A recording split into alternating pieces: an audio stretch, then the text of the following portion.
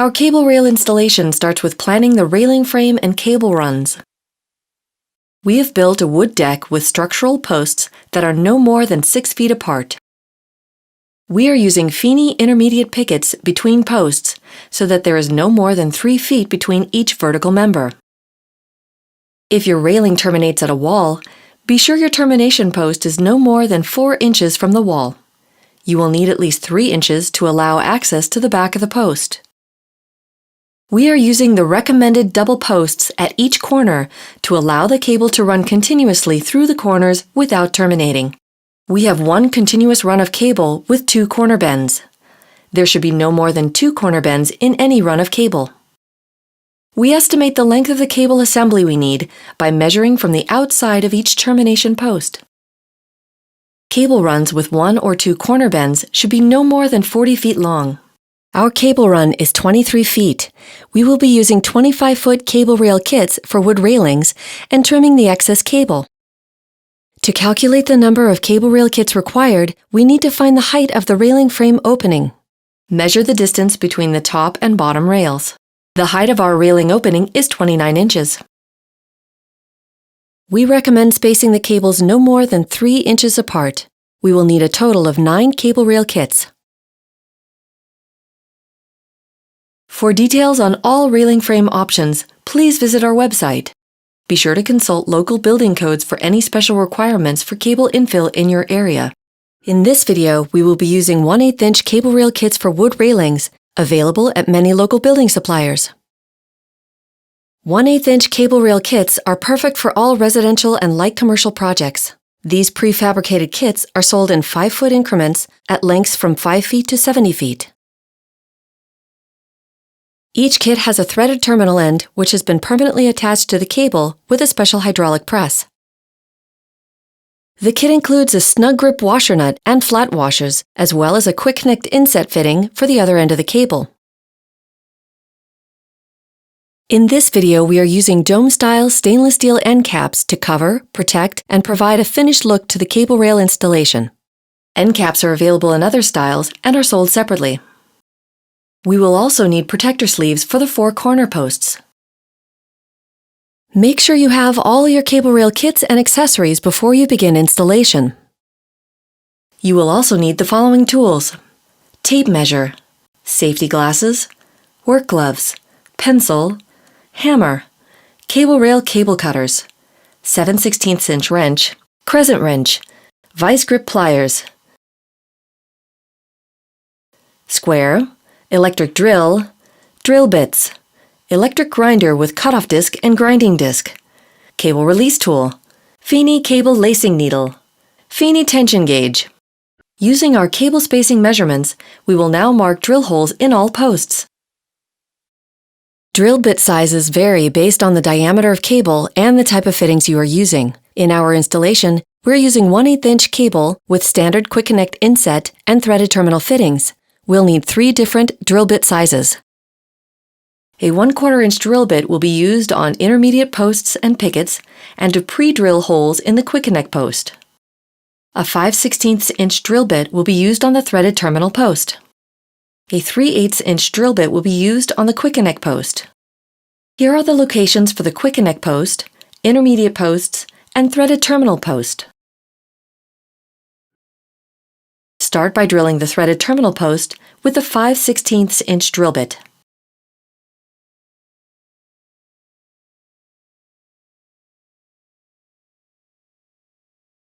Continue around the deck, drilling holes in all intermediate posts with the 1/4 inch drill bit.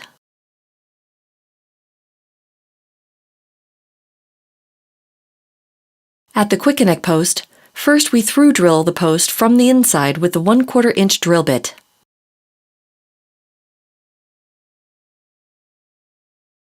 Then we counterbore with a 3/8 inch drill bit to the depth of the fitting.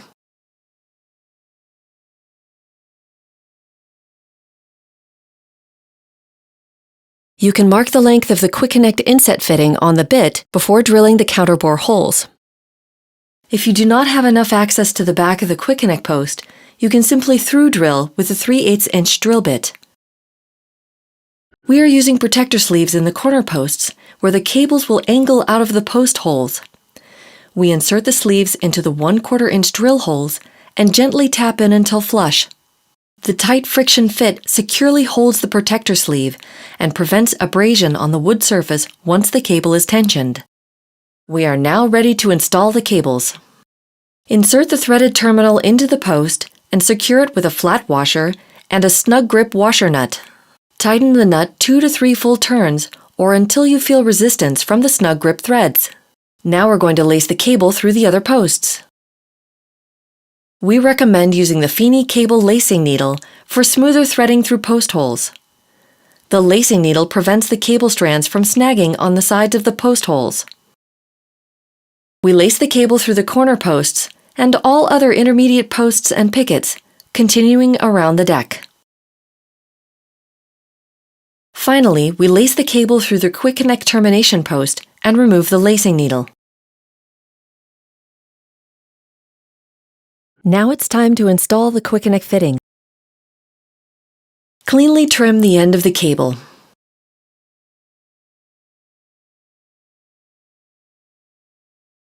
Slide a flat washer and the quick connect inset fitting onto the end of the cable and slide the fitting into the post.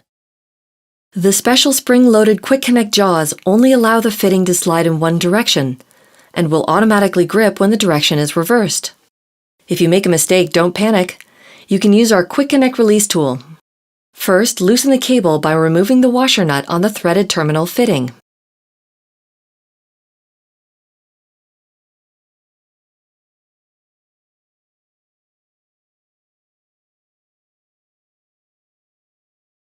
Then, at the quick connect post, use the release tool to disengage and remove or readjust the position of the quick connect inset fitting.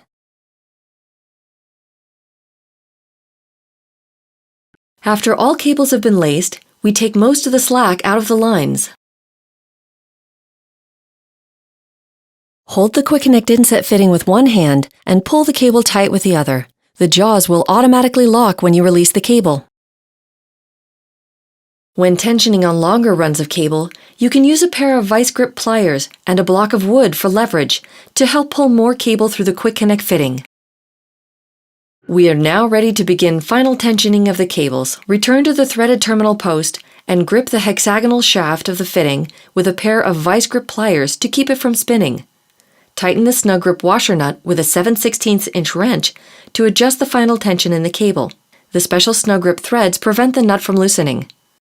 Be sure to follow the recommended cable tensioning sequence to help minimize stress on the railing frame and easily adjust uniform tension across all of the cables.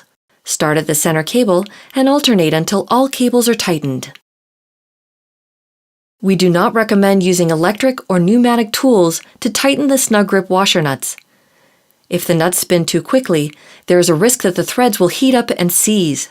You may use a Feeney tension gauge to determine when you have tightened the cables enough. Trim the excess thread as close to the snug grip washer nut as possible. We are using an electric grinder with a cutoff disc, but you may use a hacksaw or electric reciprocating saw with a metal cutting blade instead. When using an electric grinder, be sure to protect the deck and surrounding surfaces from sparks or hot metal pieces that may fall. At the quick connect end, we're using the electric grinder again to remove excess cable that will impair the attachment of the stainless steel end cap. Get as close to the quick connect inset fitting as possible. We finished the cable rail installation with the dome-style stainless steel end caps. Snap them on over the exposed quick connect inset fittings and the snug grip washer nuts. Our railing is complete. For questions about your installation, visit our website or call us toll-free at 800-888-2418. Send in your finished project photos for the chance to win big cash prizes.